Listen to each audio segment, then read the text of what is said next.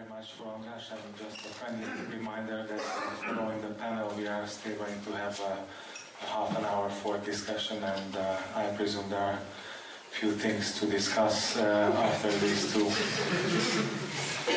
presentations already, but we also have one more left, and that is the presentation of Juli Laczkó, so I would kind of like to ask Juli to join me on the stage, and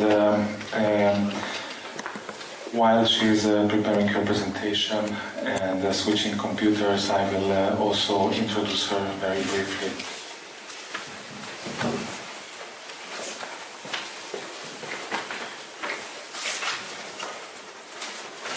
So Juli Laczkó is an intermedia artist engaged with critical research and visual arts and digital culture.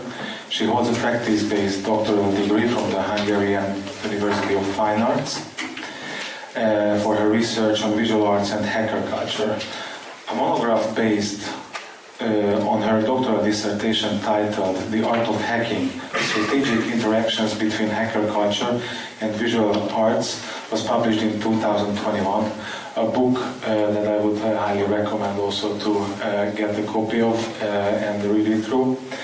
And her practice is informed by critical making, social divides, anti-patriarchal, feminist and post-anthropocentric perspectives, articulating intermediality in space. And so, without further ado, I also would like to give the mic to Juli to deliver her presentation titled All Computers Are Broken, Rethinking the Technosphere along the lines of repair and maintenance work.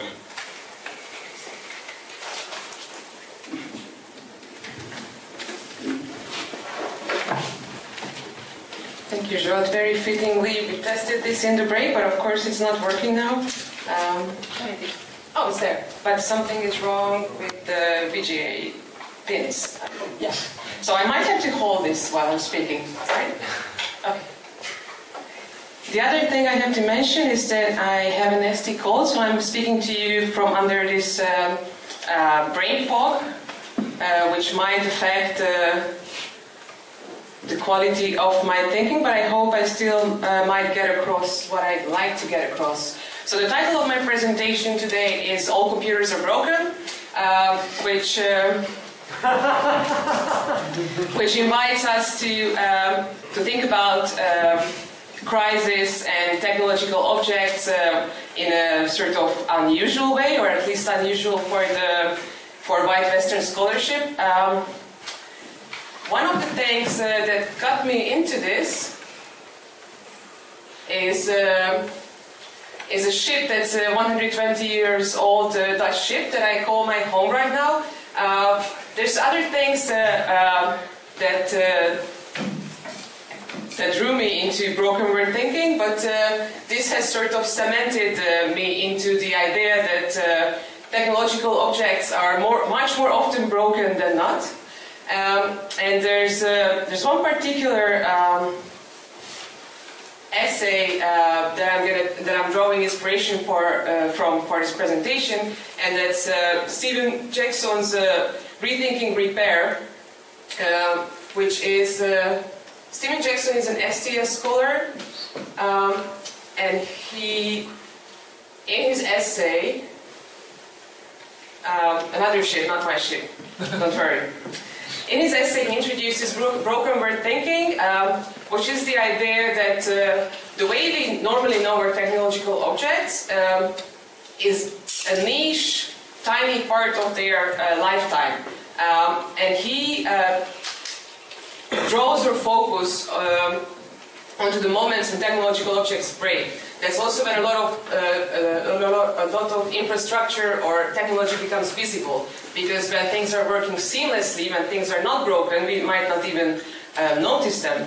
And broken word thinking is the idea that things break all the time, and things are much more often broken, and for us to understand them, brokenness is something we could embrace. He also points out that brokenness or breakdown or malfunction is a field of media theory that is very understudied, and that I think has to do a lot with visibility and invisibility and what we like to see in our Western world and what we don't like to see. What we see here is a piece from the photo series from Edward Burtynsky's Shipbreaking. This is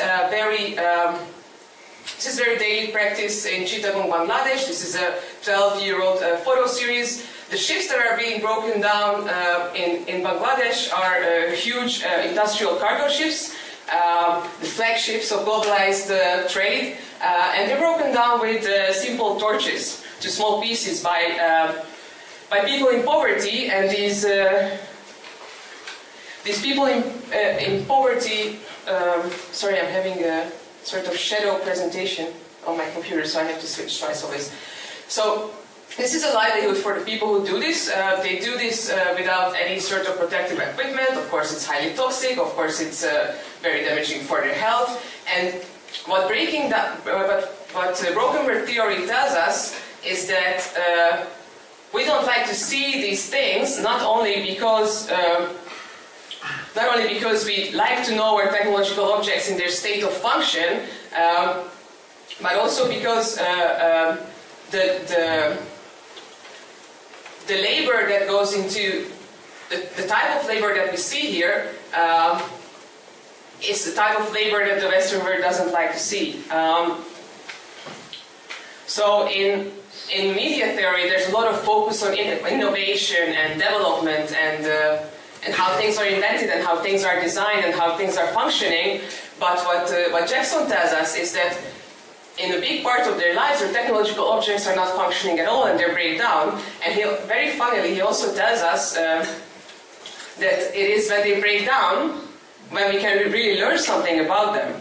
When they sort of show their character, when the relationship between us and our technological objects really becomes visible. So I think one of the core things that I'd like to highlight is the contrast between the visibility and invisibility in the labor that goes into our technological objects. One of the main reasons that our technological objects get disassembled in places and ways we don't see them is that in the places where this happens, there is no account of responsibility that would normally follow in other places, such as labor rights, human rights, health issues taken into account, and so on. And so one of the things that you all definitely know about is another sort of very important aspect what broken word thinking draws our attentions to, which is e-waste. Yeah. So everybody knows about e-waste. E-waste gets shipped in with thanks to sort of grey or black regulations previously to China, now more to Africa, to be disassembled by hand, again without protection, without labor rights, without salaries, by people who are enclosed in very precarious livelihoods and who take apart and sell the precious metals from these e-based pieces. That is nothing new. What is new, though, is that broken word theory helps us ask the question whether this labor, whether this is labor in the way that we think about it, and whether this is something that is skilled labor, and whether the people who do this are specialized skilled laborers, but at the same time they're not protected by any means by the way skilled laborers are protected in the West. And so that has to do a lot with the visibility and the invisibility. And so one of the things that I've been busy with in the past years was something that is very usual and very not special for people who live in cities like Budapest, and I assume, to some extent I know, but to some extent I assume that that long-time-dash is something that happens in quite a few post-socialist major cities. The long-time-dash, or sort of, the once a year big clearing of large trash to the streets that the municipality clears out is a sort of very special moment of broken word thinking becoming visible in a way, because when e-waste travels from Western Europe to China or to Abu Dhabi in Ghana, then the people who produce that waste, they don't see what happens with it afterwards because it's very far. But when we have these clearance days, the scavenging, the rummaging, and the skilled labor, it happens right in front of our eyes, and that's very special in terms of Central Europe's position in relation to sustainability, because best from Central Europe, there's a sort of forward-thinking approach. Here I am in the present, I look into the future, I acknowledge certain dangers, and I take action to avoid those certain dangers with a forward-thinking investment into the future. Whereas the people who scavenge e-waste and who disassemble cargo ships by hand and with hand tools, they can't afford a forward-thinking approach. They are reacting to present needs with present approaches, and so. But they don't. These seas don't see each other. But with these kind of events here in Central Europe, the ravaging and the precarity becomes visible, because people who scavenge this waste, they live in extreme poverty. A huge majority of them are Roma people from villages, and this is very interesting because this kind of scene is totally not interesting for you if you grew up here. It's absolutely boring, yeah? But if you think about it in the context of global capitalism, it becomes very interesting because this is when what happens between the West and the third world, this is when it becomes visible on a micro scale. At the same time, the sort of precarity of the people who do this is very similar to the precarity of the people in Abu Dhabi, Ghana. And so when I was trying to understand better what happens here and what happens here in terms of broken word theory, one of the things that really helped me was Anna Löwenhaupt's work, who authors among other, this is just in the corner from here, it's from 2 years ago.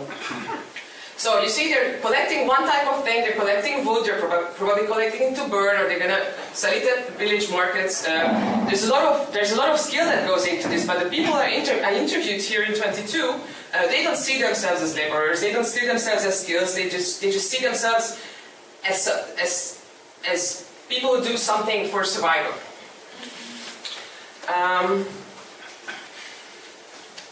And so, to understand this better, I find it very useful to look at what Singh calls feminist anthropology, because she looks in her book, The Mushroom at the End of the World, Life in Capitalist, on the possibility of life in capitalist ruins. She looks at Matsutake scavenging and the survival strategy of the Matsutake mushroom itself to thrive on ruins. And I'm bringing this in since the topic of this conference is crisis, whereas she points out that the way Matsutake mushrooms behave, they thrive in damaged forests, and they thrive temporarily. And she looks at a lot of the strategy, of the survival strategies of mushrooms, and the people who survive on scavenging them or harvesting them as a sort of way of existing in a permanent crisis, or existing in a precarious reality.